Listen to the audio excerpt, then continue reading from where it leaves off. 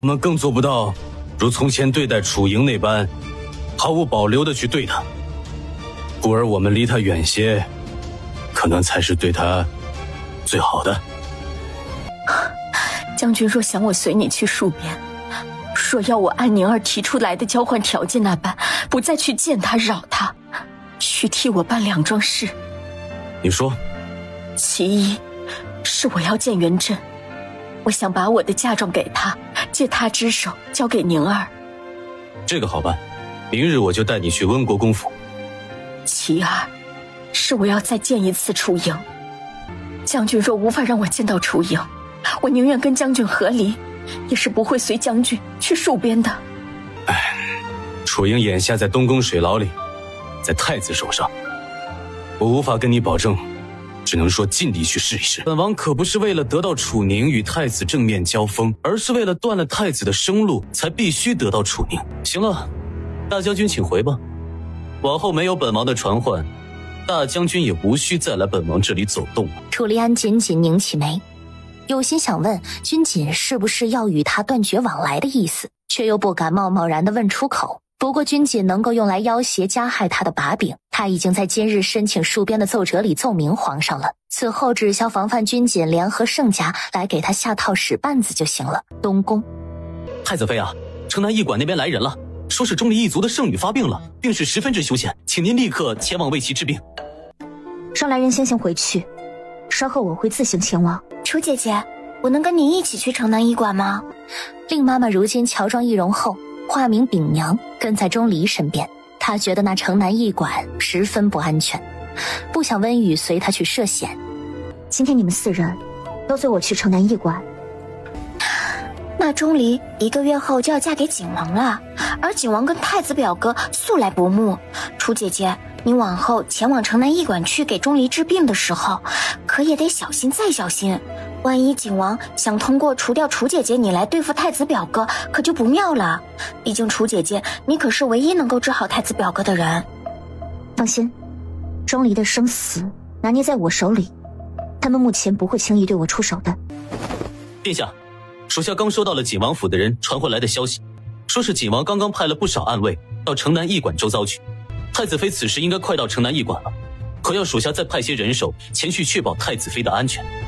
不用，他放在宁宁姐身边的人手已经足够了，且那城南驿馆里除去钟离一族跟老二的人外，几乎全都是他的人。而这个时候，城南驿馆里以最快速度赶到的君锦一进入钟离房里，就听见了钟离断断续续的哭声。这是怎么回事？回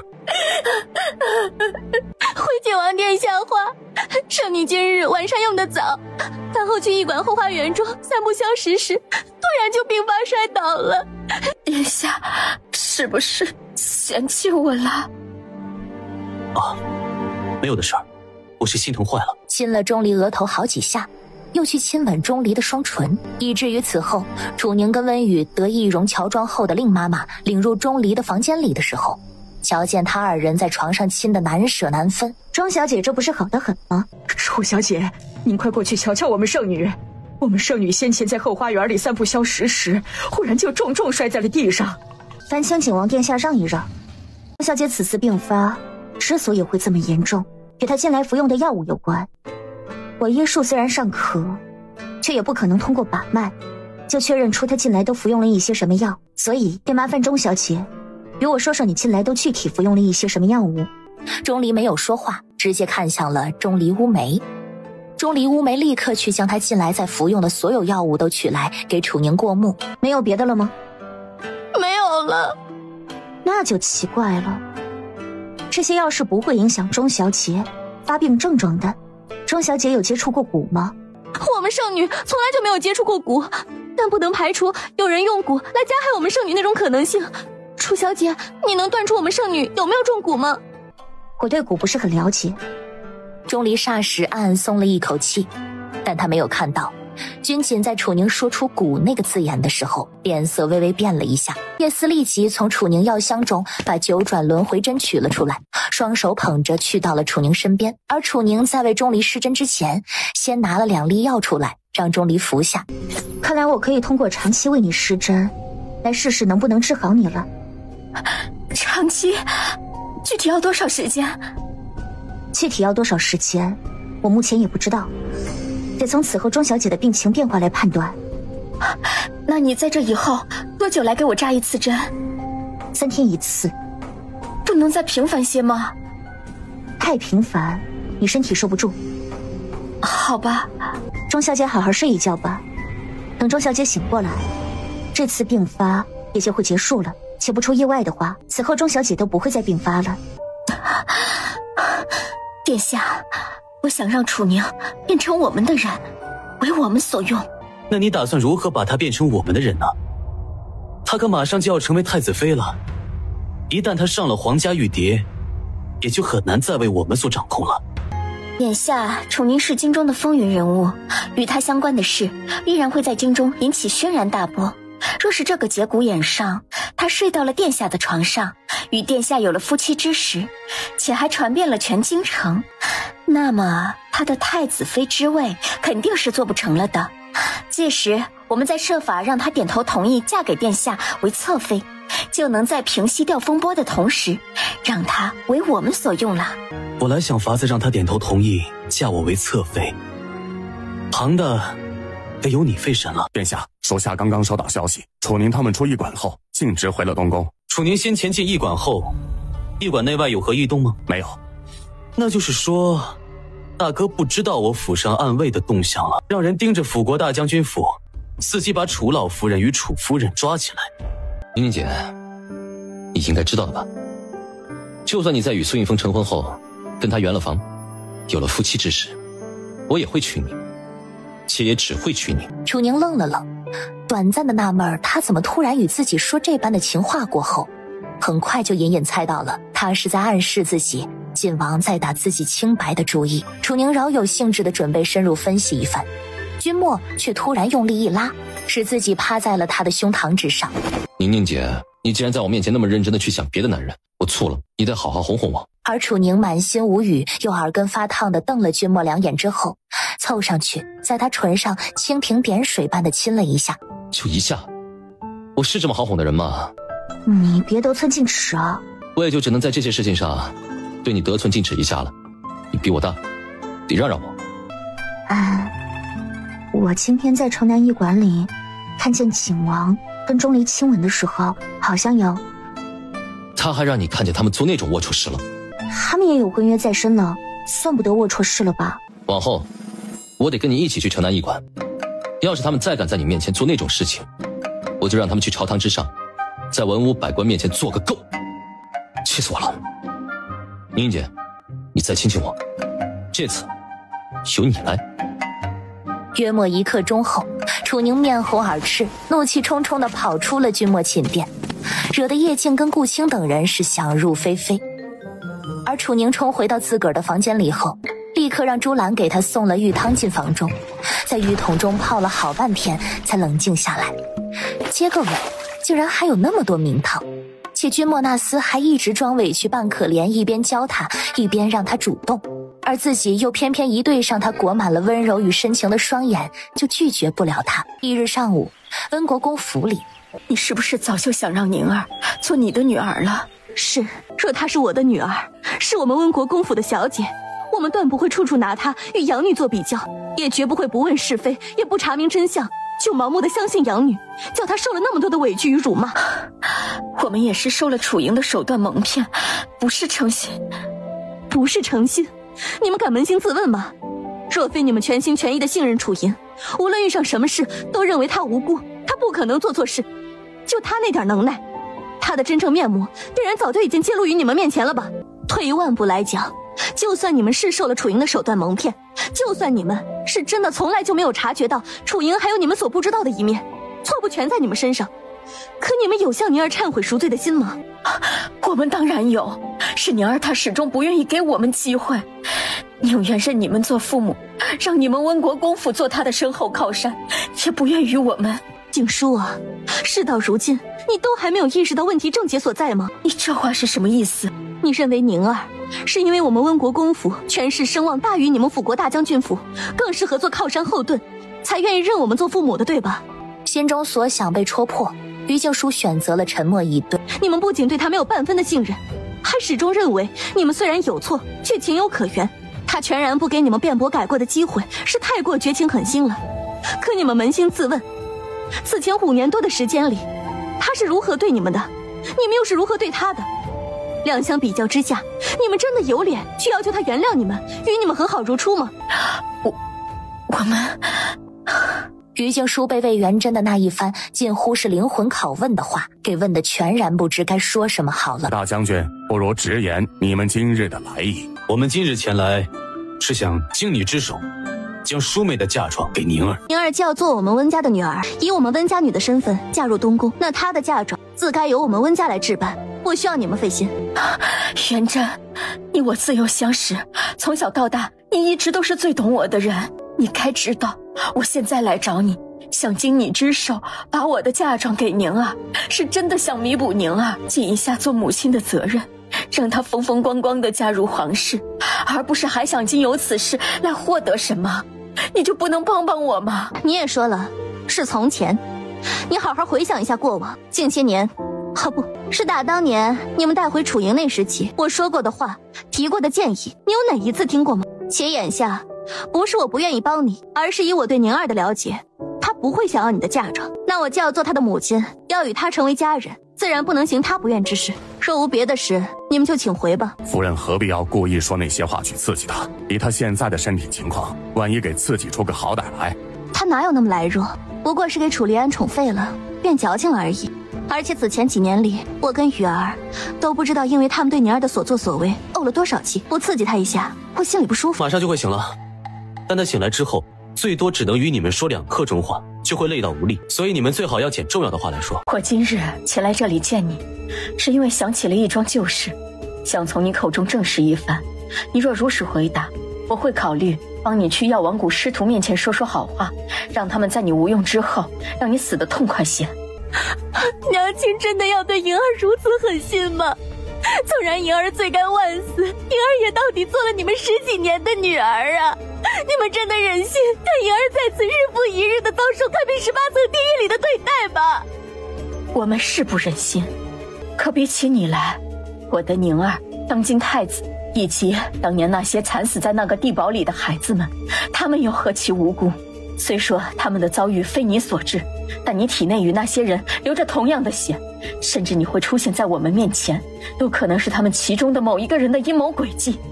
父债子偿，同族人犯下的罪孽，你自然也有份承担。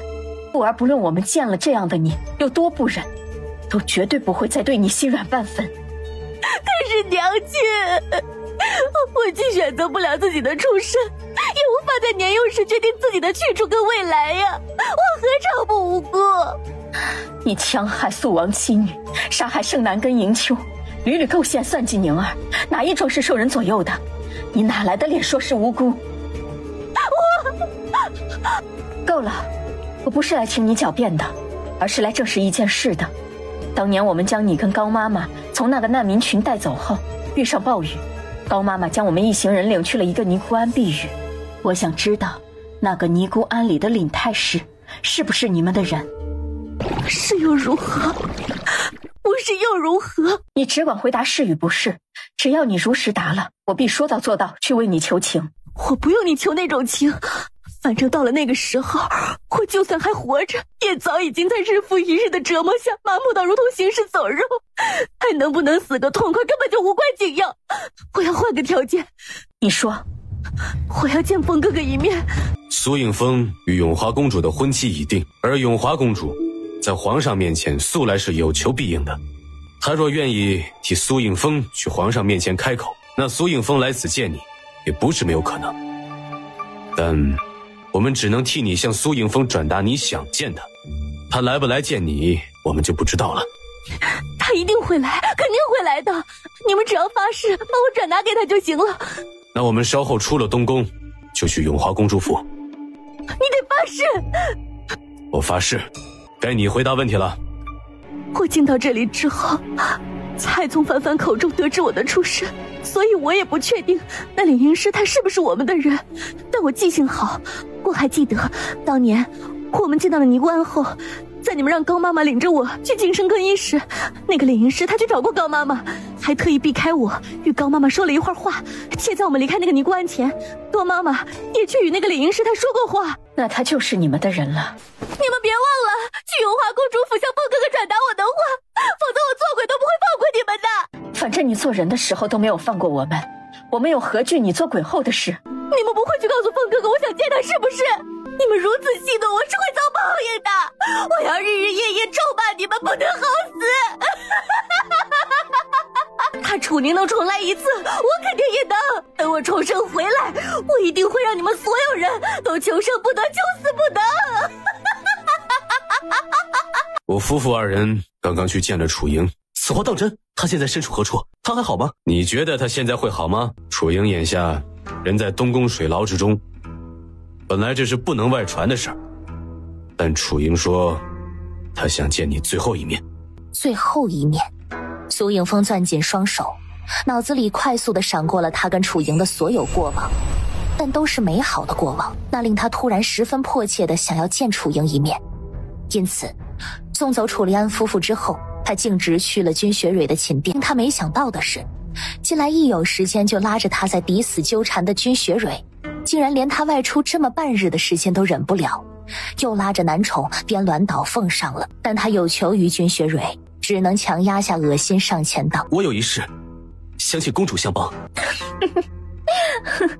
只要你现在过来与他一同伺候我，无论什么事我都帮你。他越是嫌弃厌恶的事儿，他就越是要逼着他做，把他的尊严和骄傲都踩碎，那样才能把他掌控在手里。东宫临近申时，楚莹从药房里出来，准备前往萧府为萧母施针时，叶想到他面前，将楚莹与楚离安夫妇的对话尽数说与了他听。派人去找一找于氏口中的那个尼姑庵，看看能不能找出那个领营师太来。是。对了，小姐，奴婢前面在水牢里遇到了无痕，他让奴婢转告小姐，潜入吏部左侍郎府去调查的人传回了消息，用他们在吏部左侍郎府上发现了一个十分隐蔽的暗室，位于吏部左侍郎夫妇的房间下面，里面住着一个浑身是伤的病人。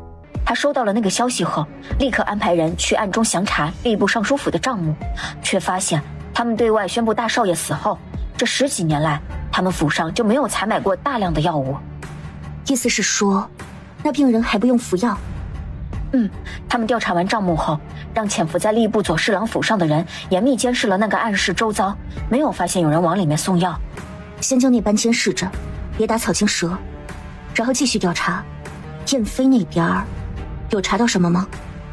奴婢当时也顺势问了无痕，他说派入吏部尚书府的人只传回了一个还未经证实的消息，要证实过后才能告知小姐。淑荣，这就是你早上跟我提到的那位替我治病的楚小姐。托你的福，我婆母清晨醒来之后，比起前几日又要清明了许多。今日我增加了几个银针，等下老夫人要是有哪里不舒服，要立刻与我说。萧母好转的速度比他预期的要快一些，看来他很快就能知道萧母手中的证据是什么了。萧国公夫人今儿都有功夫来萧府看望萧老夫人了，想来是萧国公的病情已经控制住了吧？你应该很清楚我们国公爷眼下的情况，却还这般明知故问，你安的是什么心？自然不会是好心，毕竟你们苏国公府里包括你在内的一些人，近来逢人就说你们此前3年里对我如何如何的好，而我却忘恩负义的拒绝为你们家苏国公医治。既然你们都说我忘恩负义，不念旧情，没有丝毫良心了，那我此时明知故问来戳你痛处，你就只能受着了。反正你不仅如今奈何不了我了，之后见着我了还得恭恭敬敬的行礼问安。你怎么，你的健忘症现在就已经严重到连话都说不完整的地步了？你休要信口胡说，我可没有得那劳狮子健忘症。是吗？那你怎么就在众目睽睽之下失禁了呢？萧文秀脑中轰然一响，立刻低头看向脚下，只一眼他就被刺激到昏死了过去。桂嬷嬷大惊失色地接住了他，曹淑荣也连忙迎了上去，而楚宁心满意足地领着叶思叶想走了。今日那月老庙事件在京中传开后，我本来是打算去找国师，先借国师的影响力，将月老庙事件压下去的同时，铲除几个青天监里的臭虫，再来慢慢收拾主谋者。但我在出宫的路上被徐婉欣拦住了，他是以进宫给徐贵妃请安做由头进的宫，而他拦下我之后，称他想嫁的另有其人。他心仪我的传闻，也只是他祖父一厢情愿传出去的，请求我不要因为那桩事难为他祖父，甚至是降罪他们丞相府。要我答应，他可以帮我做任何事。然后我就想到了，让他跟东阳在京中百姓面前演上一出戏，顺便成全他，让他如愿嫁给他想嫁的人。徐大小姐想嫁的人是谁啊？就是老君莫话还没有说完，叶静就从外面进来了。殿下，三皇子求见。他来的倒是快啊，跟他说本宫忙着收拾东阳跟徐婉欣，没工夫见他。殿下，三皇子非见您不可，怕是要硬闯进来啊。没事，让他闯，除了守在外面的侍卫，你再另带一小队侍卫去拦，不用手下留情。可是殿下，咱们东宫的侍卫身手都是数一数二的好，而三皇子虽然会武功，却并不精。这万一要是伤着三皇子了，有宁宁姐在，只要不把他打残打死了，问题都不大。跪在一旁的徐婉欣亦是满脸忧愁，她看着君莫张了数次嘴，一个字都没有说出来，因为她知道太子这是要演一场逼真的戏给他祖父看。只有表哥这会儿被打得足够惨，还执意闯进来救他，祖父才会相信表哥真的看中他，从而觉得此后可以利用他来摆布牵制表哥。那要等太子待会儿诱使表哥主动说出要娶她后，他祖父才会点头同意。徐丞相，你不了解本宫其他方面，但对本宫的脾性应该还是了解几分的。本宫绝不会容忍旁人算计到本宫头上来，故而你在让人将徐婉欣的名字刻上那姻缘石的一刻，就应该已经想到了本宫可能会杀他来泄愤。如此，你竟还厚颜无耻地说你看中他。太子殿下冤枉呀！老臣真的没……幸好丞相大人是个聪明人，不然丞相大人你但凡再多说几个字，月老庙那桩事，本宫就一定会彻查到底。徐丞相，你可能还不知道，比起有人算计本宫来，本宫更加不能容忍的是有人算计楚宁。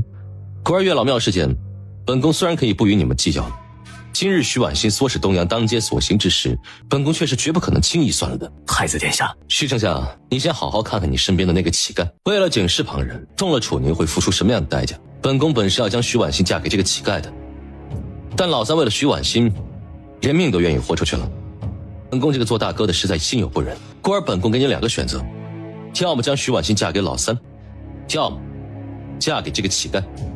老臣刚刚在外面亲眼目睹了三皇子殿下为了进来替婉欣说话有多不顾一切，难得太子殿下愿意成全三皇子殿下，老臣愿将婉欣许给三皇子殿下。你就跟老三一起进宫去请旨赐婚吧。老夫人不好了，您患上健忘症这件事在京中传开了，这会儿来了不少人说要见您。什么？怎么会传出去的？老奴不知，但是老夫人事急从权，就听老奴一次，让世子爷他们先去把人打了吧。就那么办吧，只能那么办了。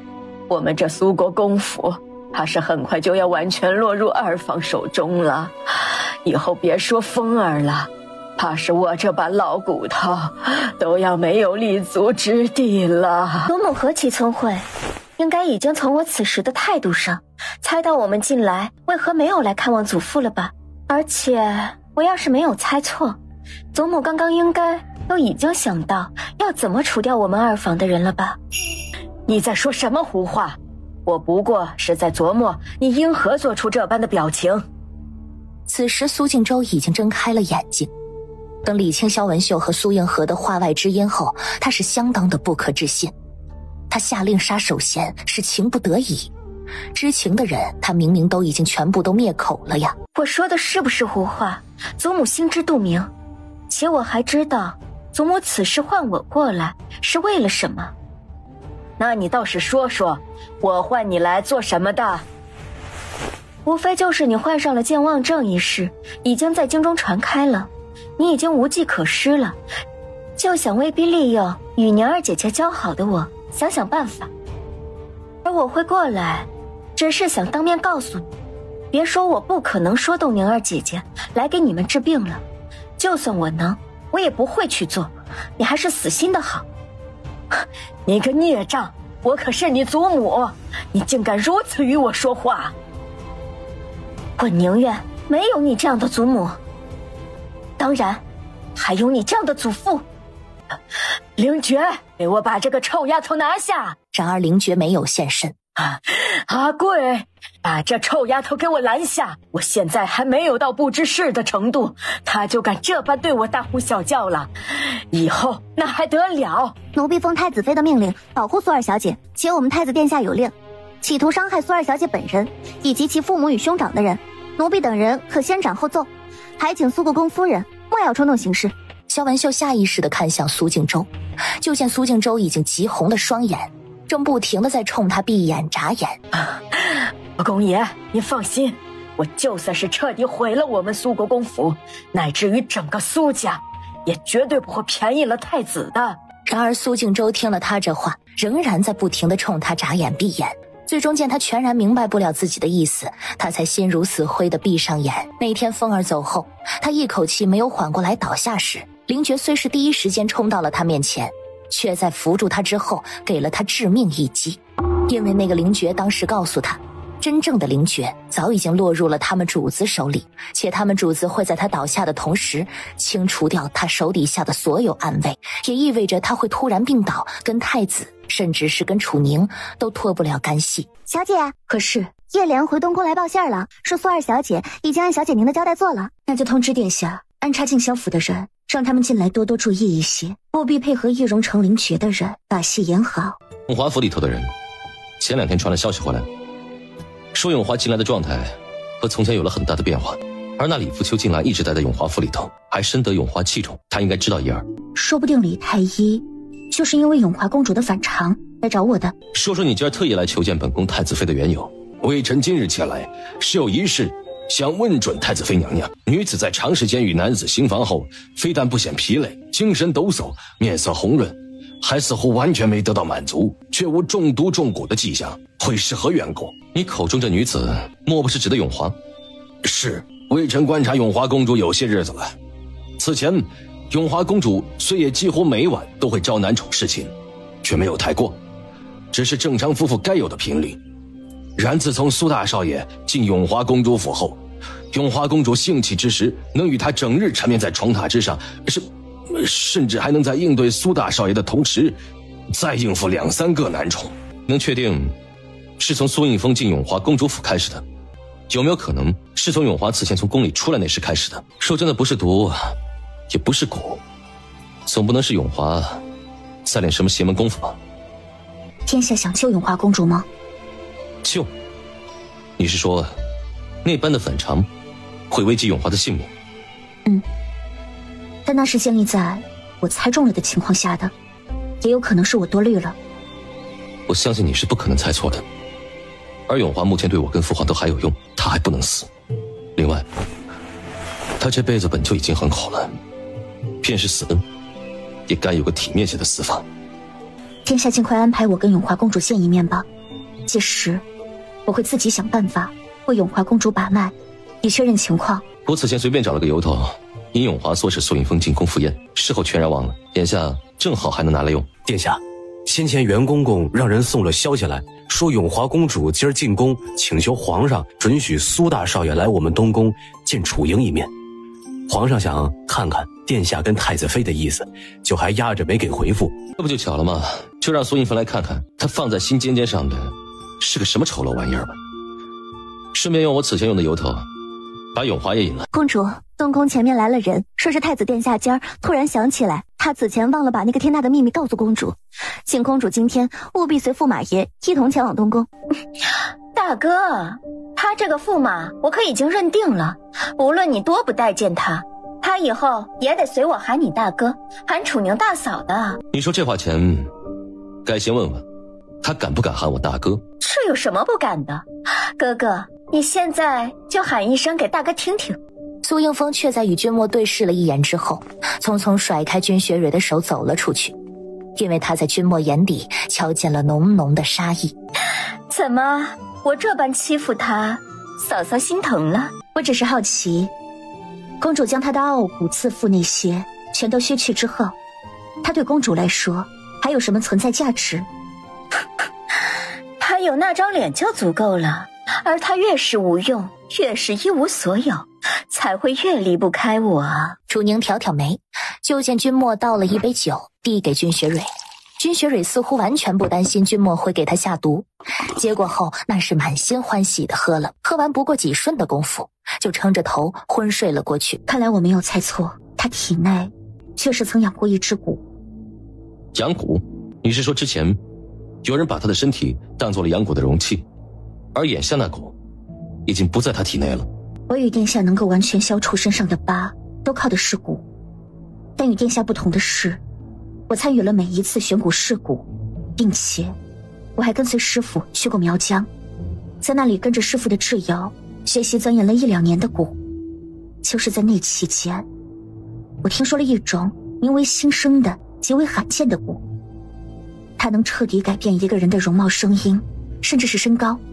而要炼出那蛊，需将万里挑一得来的幼虫放置到即将及笄的女子体内，此后幼虫会慢慢长大，期间其分泌的毒素会对其宿主生出各种意料不到的影响，然后等到其长大成蛊，被人从宿主体内引出之后，其对宿主生出的影响会因为那种毒素的缺失而在短时间内快速恶化，一直到宿主因为承受不住那份影响死去。让宫里的人进来，丁劳德妃。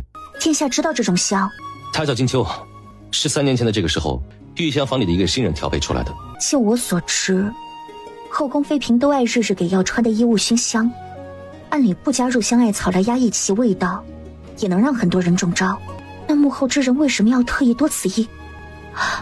难道是考虑到了个别后妃在怀孕之后会变得对味道十分敏感，为了确保万无一失，才特意加入了香艾草？你言之有理，但不论如何，都得去查一查调出了金秋的那个调香师了。殿下，属下等已经成功将楚老夫人跟楚夫人引出辅国大将军府，并控制住了。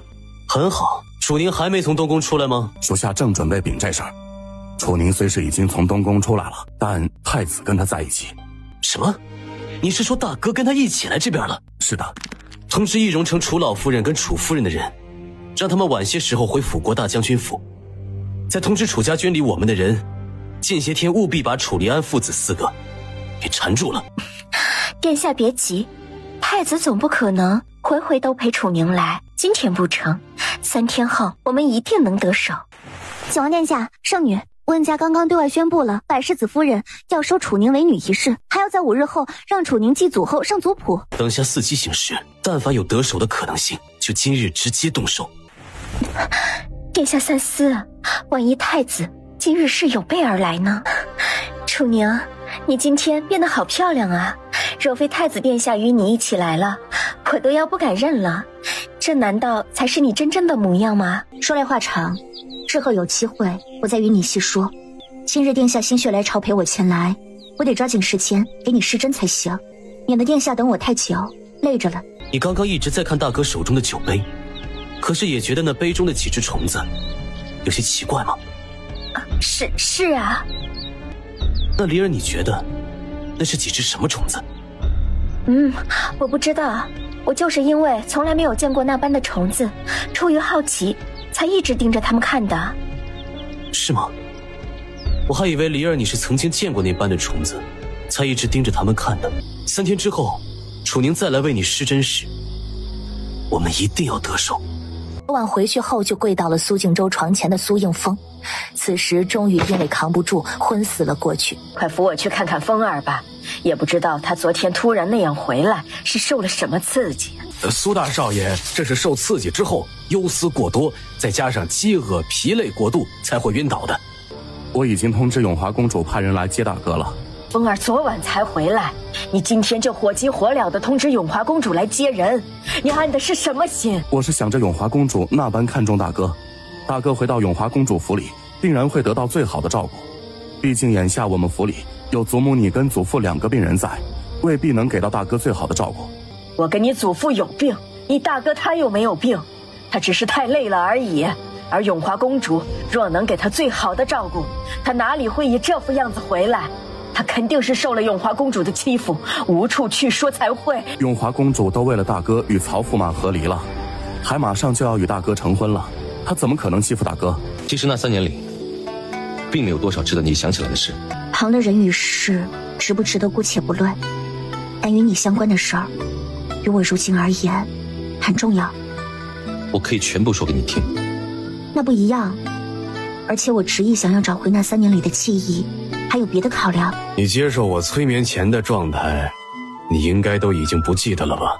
那时你已经在每日不间断的毒发中断了所有生念，还数度因为在幻觉中见到你那3年间因你而死的小伙伴而做出寻死的行为。幸亏你师父每次都及时发现了，还特意安排了你师兄他们12个时辰轮流盯着你，否则你都撑不到你师父他们找到我。也就是说，寻常的催眠并不是永久性的，一旦接触到了与封藏的记忆相关的人和事，就有可能自行解除。5年前，他师父曾修书仔细询问过我这个问题。与他有相同经历的孩子还有一个，且那孩子还与他有着极深的羁绊，而他们师父企图通过重现他那3年里的面貌，使对方慢慢想起他来。只不过最后似乎并未如愿呀。楚宁头痛欲裂，心也痛得像是要被撕开了一般，而他眼前的烛火里突然伸出了很多只血淋淋的手来，齐齐朝他抓了过来。而君莫紧紧地抱着他，呼喊了他许久，也没有能将他从幻境中拉出来。陆前辈，他要维持这般状态多久？你可以把他带走了，在他醒来之前，你最好一直守着他，别让他醒来的时候是独自一个人。其实小宁宁当初会选择只记住那苏应风，除去他以为在我遇见他时，那个扑在他身上拿命保护他的人是苏应风外，最重要的原因是当时受幻觉影响过重的他，执拗地认为他迟早会把你害死。他说所有对他好的人都已经被他害死了，而你是因为他才会落入那个地堡里的。他已经把你害得很惨了，绝不能再把你也害死了。但他在得知我想尝试用催眠使他忘记那些痛苦的记忆，再为他医治后，还是难过了许久，才最终决定把你忘了的。当时他还说，要是你也能把他给忘了就好了。为此我曾修书给余年师兄，让他向皇上提议给你催眠后再行医治，顺便举荐洛源。但余年师兄在给我的回信中说，你能活下来是因为对小宁宁的执念足够深，让你接受催眠把他忘了可能会有一定的风险，最后也就不了了之了。君莫抿唇不语，且在耀西说话期间，他一直都在垂眸看着怀里的人儿，生怕稍不留意他就有个什么闪失。他没有害死过任何人。而这一夜，君莫片刻都没敢合眼。说文正有没有可能还活着？我在那地堡里最后的记忆是被人往尸坑上面推，当时还有好些人在跟我说话，让我往上爬，让我无论如何都要活下去。而那其中就有文正的声音。然后吏部左侍郎夫妇的房间下面那个暗室里又住着一个病人。我稍后就让无痕去确认，但你别抱太大的希望了，你应该比我更清楚他活到现在的可能性有多低。楚宁轻声应罢之后，闭上眼睛，把失而复得的所有记忆都过了一遍。这期间，君莫就一动不动地任由他搂着。我们有些不放心，就过来看看。你今日这般盛装打扮，可是要外出？吏部尚书府的大小姐今日出嫁，她此前邀请过我前去。那你快些吃早饭吧，今晚等你得空了，再来好好与你二师兄、三师兄他们说说话。东宫外，魏元贞跟温雨都特意下了马车等楚宁。秦要跟妹妹一同来接我，怎么也不事先差人告知我一声，我好早些出来。姐姐脸上的疤已全然褪去了吗？昨日褪尽的。实不相瞒，我幼时脸上虽然确实有疤，皮肤也确实很糟糕，但我回京前其实已经除尽了疤，只是受师命，用了一些手段，弄成了从前的模样罢了。啊，原来如此，早先我听闻姐姐脸上的疤是幼时为了救苏应风留下的，姐姐的师傅要你弄成从前那般模样回来，可是希望苏应风能因为那些疤而想起姐姐来。应该是的。那得亏苏应风没有想起姐姐来，不然姐姐如今也不会与太子表哥情投意合啦。等到了燕府，当年文正被朝廷的人送回家后，你是不是见过他？然后他是不是还活着？他死了，早就死了。你还记得他？我刚想起来，此前我听说你失去了那3年里的记忆，那你现在是全都想起来了？史大哥被朝廷的人送回他们家的时候，我还太小，并没有见过他。但是后来我跟他之间的婚约取消，改成了跟12哥订婚时，12哥跟我说了很多与他有关的事情。今晚我带你去师府见一见那个所谓的病人。殿下方才去师府露面，已经见过那人了。方才我从师府出来后，陆汉与我禀了他入难暗室探到的情况。他是那暗室中的病人，是一个早已死去多时的孩童，且从身形来看不会超过10岁。我想要萧将军母亲手里捏着的那个能证明苏守贤是苏敬州让人杀了的证据。你说守贤是我姑父让人杀了的？萧将军若是不信，可以去问你母亲，因为你能入苏家军，还能在苏家军里站稳脚跟，便是因为你母亲用他手里捏着的那个证据去要挟了萧文潇。他们去到祠堂之后，他母亲竟然拿起他父亲的牌位递向了他。用你的刀将他劈开吧，因为你姑母就算把我们全府上下的物件都拆了来找，他也绝不会拆他哥哥的牌位。让人送去给苏应之。大半个时辰后，苏国公府里，萧北怀母子得苏应之亲自领入了苏敬州房中。这健忘症不好受吧？你来做什么？我来跟你报喜呀！报喜呀！是啊，我今早醒来时已经想起了所有，我已经把你家国公爷的那封亲笔信交给楚宁和太子啦。什么？那封信我方才已经拿给族中长辈们看过了，他们都说虎毒尚且不食子，祖父都做出这等禽兽也不如的事情来了，也就不配再坐我们苏家家主的位置上了。因此他们商议后决定家主之位暂由我来做。而苏应之攥紧双手看了他2眼之后，又悠悠地说道：我已经请3叔4叔他们去清理府中闲置已久的那处佛堂了，晚些时候就会让人把你们送过去。闲置已久的那处佛堂，你竟要让我们住到那种地方去？对待杀父仇人，我能让你们活着就已经算是心慈手软了，但我不杀你们，倒也并不是因为我软弱到不敢下手，而是我不想变成跟你们一样的人，再加上3叔4叔也不让我杀你们。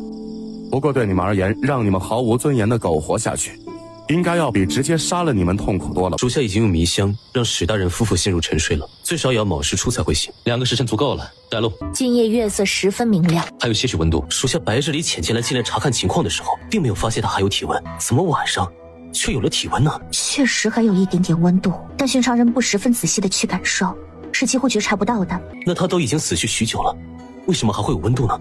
文正尸身不腐，还留有余温，甚至间隔一段时间还会有很轻微的心跳，都是因为他体内有蛊，且那蛊虫还就在他的心脏里。但我闻所未闻这般的蛊，所以得将他从文正体内引出来，仔细研究一番才知其到底是什么样的蛊。可一旦那蛊离开了文正的尸体，文正的尸体应该很快就会如寻常尸体那般腐坏。顾恨他们还有一桩与燕飞相关的事没有告诉你。燕飞从他8岁那年起，就一直在想方设法的了解江湖中的各大邪教，并经由他弟弟的习武先生引荐认识了几个邪教人士。也不知他与对方达成了怎样的约定，对方这些年一直在多方帮他打听，人死后尸身不腐，还能不能复生。天色微明时分，君莫临去上早朝前，除文正之外的其他孩子已然只剩一堆白骨了，可要把文正的尸身弄来。不用，我现在虽然还不知道这是一个什么样的蛊，但我已经大体能确认它是在文正体内养出来的蛊了。这是在文正体内养出来的蛊？你是说文正在那3年里也如永华一般，被人当做了养蛊的容器？恐怕不止文正，我们所有人都是那群人养蛊的容器。但那群人要练的是药人，而不是蛊，除非……话到一半，君莫看向楚宁面前那个器皿中如一只成年蚕一般的蛊虫，继续道：他还只是个半成品。我也是这般认为的，所以我打算去你那水牢第3层会一会楚莹。除去近来见过你的人以外，当今世上怕是再没有人能认出你是曾经被冠上了京中第一才女跟第一美人之名的楚莹了吧？你竟然真是楚宁那个丑八怪，我死也不会放过你的！喂进他嘴里去！你刚才让人喂我吃下去的是什么虫？有了，大师兄，此后几天仔细记录一下楚莹身上各种伤口的愈合时间，也顺便观察一下还有没有别的什么变化。倘若你们那个叫史文正的孩子体内发现的蛊真的如你们所想的还只是个半成品，那将它炼成后，它不会是能使人永葆年轻的蛊吧？也就是前朝那个异想天开的狗皇帝想要的长生药。是与不是，还要等之后将它炼成了试验一番。不过古往今来，想要长生的人何其之多，却从来就没有人寻到过长生之法。故而我认为，那蛊就算真的有让人永葆年轻的神奇效果，它也必然存在着某种弊端。想来当年那群前朝余孽只称其为药人，是为了避免走漏风声。这一点之后等我们抓到当年那地堡里的漏网之鱼后，是有机会证实的。你们有法子揪出潜伏在宫中的人了？顺着永华公主，就有希望将其揪出来了。原来如此。众所周知，太后一直待降王如己出，即便她得知真相后冲撞了太后，太后也未必会直接置降王于死地。那他老人家又为什么要一而再再而三地加害降王殿下的血脉？这个嘛，等你将降王查到了太后身上去，我们或许就能知道了。促使楚宁成为殿下的人那桩事就此作罢，但先不要让殿下知道了。同时殿下可能早就已经知道我对他下了同心蛊这件事，我们也要装作还不知情，先与殿下周旋下去，设法弄清楚殿下到底打的是什么算盘了，再来从长计议。是，你去给你那些善巫蛊的友人一些好处，让他们帮你想想还有没有其他如同同心蛊这般能够左右人的蛊。楚宁替我医治后，我的身体确实有了很明显的好转，故而此后我的病若是都没有再发作了，我们就在楚宁与太子大婚之前设法杀了。翌日，东宫里，楚宁一早就吩咐叶静中午在清辉殿里设宴，他要借着给他二师兄三师兄接风洗尘的机会，去放倒元素，好好的为元素把个脉。是不是他的情况很不妙？师父，你也给义父把个脉看看。说我没有判断错，他这是10余年前曾遭遇过生死危机，在濒死关头，得善巫蛊之人以蛊给他续了命。而那蛊虽是我不曾见识过的，但从眼下他的身体情况来看，那蛊对他可谓是有利也有弊。虽为他延长了寿命，却一直在蚕食他的五脏六腑，以至于眼下他已经是，说不定当年那群前朝余孽想要练的所谓药人能够帮到义父。你是说，等我们把放入楚莹身体里的那只蛊炼成，在确认了它有何弊端后，用到你义父身上？目前我只能想到这个办法了，但未来我们说不定能寻找到其他更好的办法。敢问叶总管，太子殿下让你请何院判来给家母调理身体一事，舍妹真的知情吗？世人大多都认为血浓于水，家人之间不论生出了多大的伤害与隔阂，只要一方诚心悔改，诚心想和好，那就值得被原谅，也应该被原谅。但我们太子妃显然不是那般想的，然世人不一定能够理解她。所以在我们殿下与太子妃大婚之前，身为我们太子妃血缘上的母亲的你们母亲还死不得。楚大将军借一步说话。何院判，你就当着我的面与将军说吧。尊夫人脉象无神无根亦无畏，已是十分之凶险呐。下官尽全力为他医治，也只能稍稍延长他余下的时间，无法将他彻底治好了。怎会突然又严重到如此地步了？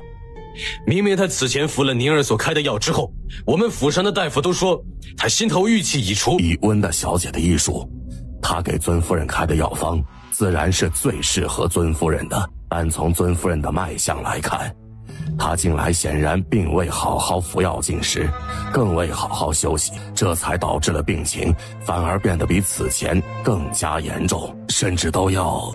于静书懊悔自责到头昏目眩的同时，又觉得喉头一甜，又吐出了一大口血，吓得楚离安脸色都跟着他白了。楚贺兄弟三人也闻声齐齐进了房里来。到了这一步，只怕温大小姐来了也回天乏术了呀。楚大将军，你们还是早日准备夫人的身后事吧。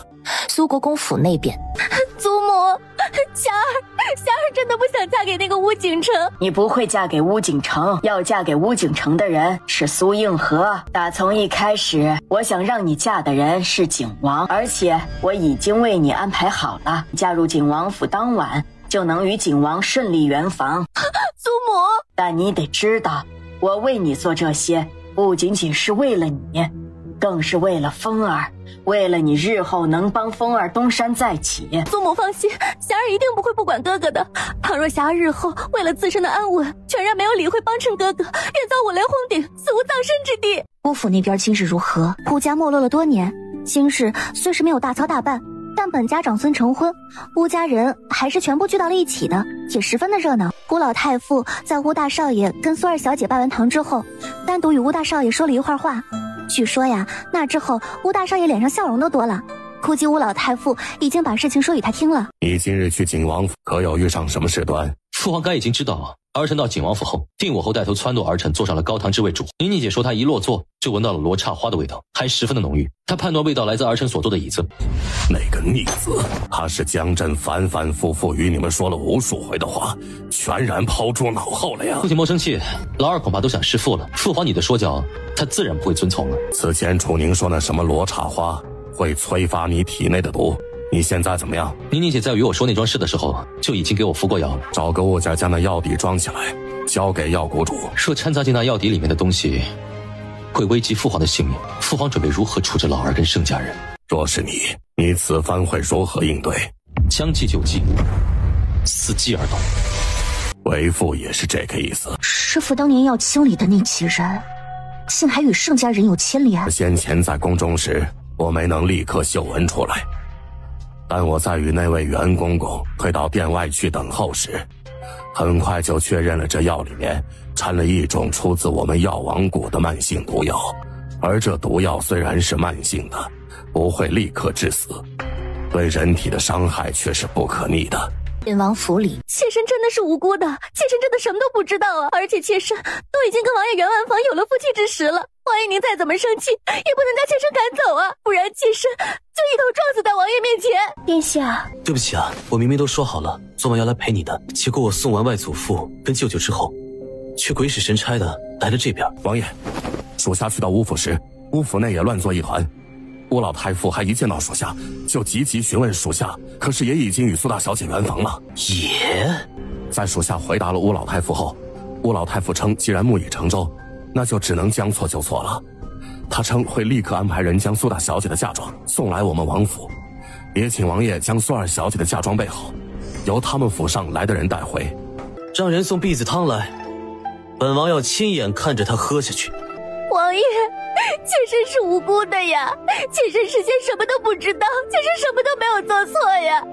王爷您既然都已经接受了将错就错，就给妾身一儿半女傍身可好，不然妾身余生可怎么过呀？妾身求求王爷了，王爷。宫中御书房里，父皇特意叫儿臣进宫来听那几人废话，是想将那桩事全交由儿臣来处理。朕今日总觉得有些力不从心，许是那老使子慢性毒药导致的，而宝丧一事不可拖，也就只能辛苦你了。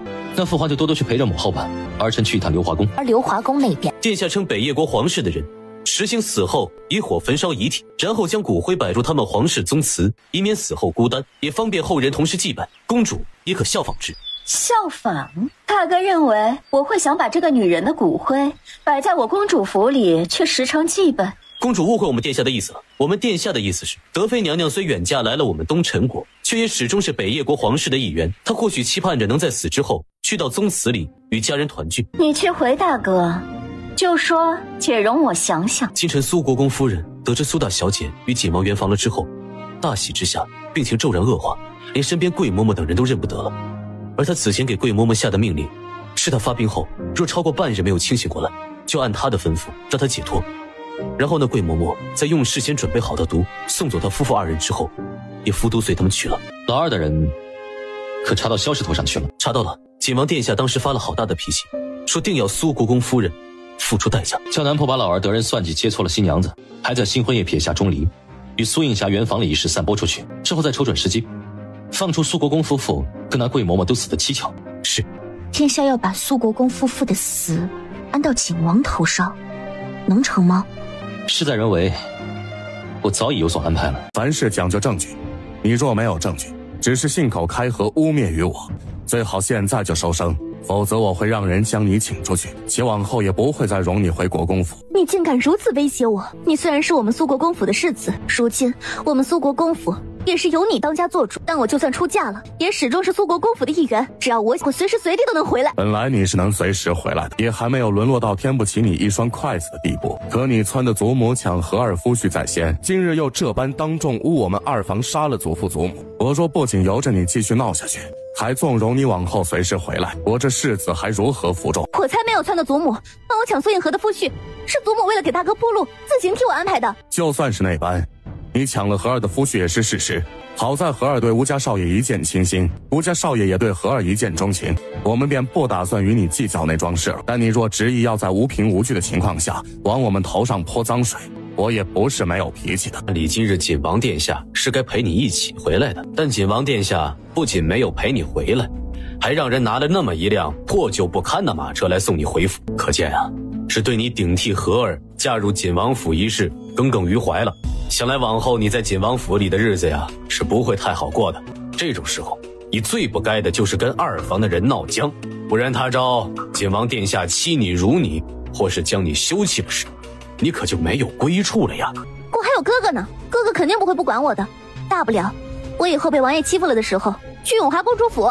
哎呀，你糊涂呀！你哥哥虽是即将成为永华公主的驸马了，可是知情人都知道，他在永华公主面前只是一个替身。一旦永华公主日后遇到比他更像那曹金放的男子了，或者是对他腻味了，那他随时都会被扫地出门的呀。到时候别说是帮衬照拂你了，他自身都难保呀。替身？我大哥那么优秀，是不可能被永华公主扫地出门的。你少搁这吓唬我了！但他话落，到底是没再折腾了，老老实实去跪到了他大哥的身边。只不过他跪下之后，他却瞧见了苏印河身边多了个人。他还仔细地看了好几眼，才认出那是乌锦城来。霎时他双拳就死死地握了起来。他之前让人去打听过，乌锦城也是不愿意娶她的，只是不想忤逆长辈，不得不娶罢了。可是换成苏印河后，他就愿意了。还有王爷想娶的也是苏印河。宁宁姐今日打扮得好生精致，明明平日里都是素面朝天式，今日却这般隆重对待，可见母后在宁宁姐心目中的地位要比我来得重得多呀。我这般进宫是不是太过招摇了？要不要换一身儿？不用，你再招摇也招摇不过我的。君莫说话的同时冲他伸出手，等抓住了他的手后又补了一句，虽然你即便是素面朝天也美得惊心动魄，但余生你还是可以天天都这么招摇的，我喜欢。殿下往后行这等事，可得好好注意一下场合才行了，不然叫人瞧出端倪了，多难为情啊！不想君莫听罢他的话，竟然舔了几下嘴唇，把唇间染上的胭脂全部都吃了下去，然后颇为得意地冲他道：毁灭了证据，谁还能瞧出证据来？殿下往后不许吃我唇上胭脂。好。君莫好脾气的应得格外爽快，且眉眼间除去宠溺外，还多了几分满足。承蒙皇上与皇后娘娘厚爱，臣女感激不尽。其实那卷轴上，除去本宫与皇上钦点给你的聘礼之外，还有本宫与先皇后所有的嫁妆。你们曾是先皇后的人，还都颇得先皇后信任与看重。皇后在我面前无需动不动就下跪。小姐，此人叫雅茹，其祖上都是温家的下人，因其打小就聪明伶俐，模样又生得好，5岁时就被选中成了先皇后身边的伴读丫鬟。我瞧你脸色不大好，就擅自为你把了把脉。往后你们几人就在我药房里头伺候吧，替我整理整理药材方子那些。小姐，小白可算是回来了，他再不回来，奴婢都要把他给忘记了。去告诉殿下，流花宫里有动静了。是。先前我们出宫后，流花宫旁一处闲置已久的宫殿起了火，火势颇大。恰逢永华没有守在德妃跟前，又暗卫瞧见了有人从暗道里抬出了一具尸体来调换了德妃。他会在今日回来，许是跟进了那暗道中，知道了德妃眼下的所在。待夜里我将他唤醒，让他领着殿下的人去瞧瞧。殿下，我们跟着小白去了阎王府，在阎王府见到了阎王殿下跟德妃，德妃果然没死。但令属下惊讶的是，阎王殿下竟然还在京中。哼，本宫倒是一点都不意外。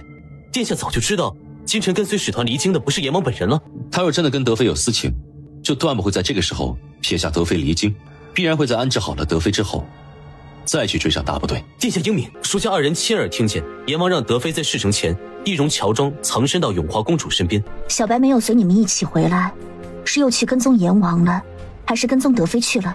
是德妃。不早了，殿下明日还要进宫上早朝，可要先回去就寝。至于阎王与德妃的事，殿下不若明日禀明了皇上，再与皇上一起做定夺。锦王府里，你们再去东宫一趟，就说王妃今日有发病的迹象，请她务必前来看一看。若她仍不愿来，你们可以委婉地提一提拿人钱财与人消灾，亦或者医者不能治患者于不顾。总之，务必将她请来，还得尽快，否则你们就不必再回来了。他外祖父跟舅舅在宫中可拖不住大哥太久。左右此前楚宁用在我身上的那些药，也都是出自东宫的，而东宫的药又是宫中送去的，说起来也有殿下的一份。就算我此时收回了楚宁退回来的这些黄金，也不算占了他多大的便宜。乌梅，着人将这些箱子排入我库房去。是，不过王妃，万一您的病还没有好到我们以为的程度，此后又发病了呢？之前楚宁每一次送药给我时，可都是附带了药方的，而我早就命文谦从那些药方着手，去仔细研究我的病了。你既如此信任文谦的医术，我也就不传太医来为你调理身体了，就让他为你好好调理一番吧，以便此后你怀上我们的孩子后，能够顺利的诞下健康的麟儿。殿下这话是指我不用再服用避子汤了吗？是啊。那我要是很快就有了身孕，会不会？好，那你无需担心。微臣苏颖之参见皇上。本宫便预派你率苏家军前去迎战，你可敢去？承蒙太子殿下信任，尽管微臣年纪尚浅，也毫无经验，但微臣会尽全力去打赢此战。无知小儿，你可知梁国的兵马有多厉害？史书上记载，距今约莫100年前，我国当时在位的君王亲率40万大军迎战梁国，却败给了只有20万士兵的梁国。而那位君王年轻时曾10余次上战场，从无败绩，一度被百姓誉为不败战神，却在晚年败给了梁国，打破了不败的神话。你以为你比当时那位君王还要厉害吗？且你可知，此战你若是输了，我国将会面对怎样的处境？你微臣苏颖之见过定武侯，不是定武侯，你们不敢去迎战。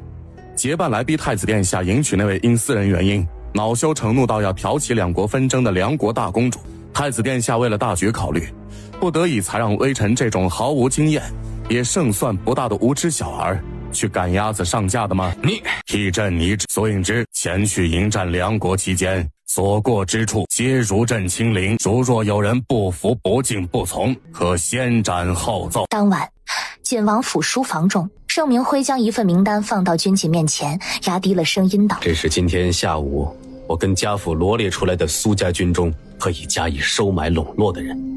若殿下也赞成，明日我就安排人与这些人接触。”舅舅特意将这份名单拿来给他看，又特意提及了他若赞成，莫名给了他一种舅舅跟外祖父日后可能会以此来拿捏他的感觉。毕竟苏家军若是在他们的操控之下全军覆没了，那他身上可就背负了10余万条人命。殿下也该知道，失去了统帅之人的大军无异于一盘散沙，再加上那苏颖之又全然不是领军为将之才，故而此番他们苏家军前去迎战梁国肯定是毫无胜算的，但太子却派了他们去送死。另外，在皇上将能号令全军的虎符交给苏颖之那无知小儿之前，家父再三恳请过皇上三思，但皇上置若罔闻。而太子自小就缠绵病榻，对两军交锋的事儿知之甚少，又被皇上宠得骄纵任性，无法无天，会因为不想被逼着娶梁国大公主，做出让苏家军去送死这种事情，尚是情有可原。但皇上不该不听劝诫，放任他胡作非为，故而此番战败之后，满朝文武不仅仅会对太子更加失望，也会对皇上心生不满。再加上届时皇上肯定已经病倒了，我们要做的大事儿也就十拿九稳了。舅舅，此战当真毫无胜算？除去收买笼络苏家军的这些人之外，此后皇上下令送到苏家军手里的粮草武器，也会因为天灾人祸等不可抗的因素一再延期，甚至战败后该如何补救，我们都已经替殿下想好了，那就按舅舅跟外祖父的意思办吧。把国师的功绩给苏印之，是不是太委屈国师了？出家人哪有什么委屈不委屈的？而且那秃驴啊，是被我绑去当军师的。这样说起来，那也是我的功绩。我把自己的功绩分一点给我的妻子，他有什么好委屈的？殿下就这么确信此战会赢？不是确信会赢，是必须赢。而这个时候，永华公主府里，我的金放可至死都没有像你这么颓废过。你若还想做我的驸马，还想靠着我东山再起，就别摆出这副死了爹妈的样子给我看，赶紧给我振作起来。公主在我之前已经与旁人做过了吧？再陪陪我吧。之前我怎么就没发现你技术这么差呢？明儿本公主安排几个人去好好教教你。今夜你就先退下吧。哥哥，你成天待在永华公主府里不出来走动，我想见你一面都很不容易。好在我了解你，猜到了你今天会来这里见楚宁，不然……你找我有什么事？3天前我回景王府后，王爷再一次给我下了禁足令，还说绝不会再踏入我院中一步，要让我顶着他侧妃的身份孤独终老。他还把我带入景王府的陪嫁丫鬟那些全部都给发卖了，只留了应春一个人伺候我，且让他管家每天送入我院中的吃食全是残羹剩饭不说，甚至还有馊了的。哥哥，你得帮帮我呀，不然我迟早会死在景王府里的。你今日是怎么出来的？我从嫁妆里拿了100两银子，收买守在我院子外面的2个侍卫。你现在立刻回景王府去，此后都不要再出来找我了。等过些日子景王差不多淡忘了今日的事情，我会设法帮你的。为什么要等过些日子？还有，等王爷淡忘了今日的事是什么事啊？自然是你收买守卫出来见我一事。哥哥的意思是，那2个守卫会拿着我给的银子去揭发我？不应该啊，我可给了他们每个人50两银子，那是他们大半年的月俸呢。银子可远没有命来的重要。总之啊，你按我说的做。那哥哥，你可千万要记得帮我，千万别忘了，不然哥哥你下次见到的可能就是我的尸体了。盛贵妃花重金寻到了一些开得最早还有异香的红梅，3日后要在宫中办一场赏梅宴。据说连怀孕后鲜少在人前露面的母后都会出席，届时我们也是要去的。且我还特意修书给了二哥，让他将你妹妹也带上，好让你们兄妹2人久违的说说话。多谢公主。虽然我近来不如从前重情欲了，鲜少传你与旁的男宠来侍寝，甚至都清心寡欲到想遣散一些男宠了，但你是最像金放的，所以只要你乖一些，听话一些，你永远都会是我的驸马。而我能让你见你妹妹，就能帮你妹妹改变如今的处境。你那么聪明，应该知道此后该怎么做吧？皇上，景王妃跟景王侧妃一样，也是有喜吧？且他2人这通呕吐都有些不同寻常，想来是受到了外物影响。请皇上着人详查他2人今日入口的所有东西。今日这梅园里的一应吃食，都是盛贵妃你着人准备的。那2人又都是你儿媳，就由你着人去详查吧。是。幸亏皇后进这梅园后，还什么都没有吃也没有喝，不然皇后跟她腹中的2个小公主，若是出了个什么好歹，盛贵妃，你可就万死也难辞其咎了。是臣妾治下不严，有所疏漏了，臣妾一定会严查到底，给出一个交代来的。你岂止是治下不严，教子也无方。钟离一族的女子若嫁入我们皇室，不得有孕，也不得为后，是祖先的规矩，数百年来都无人破例。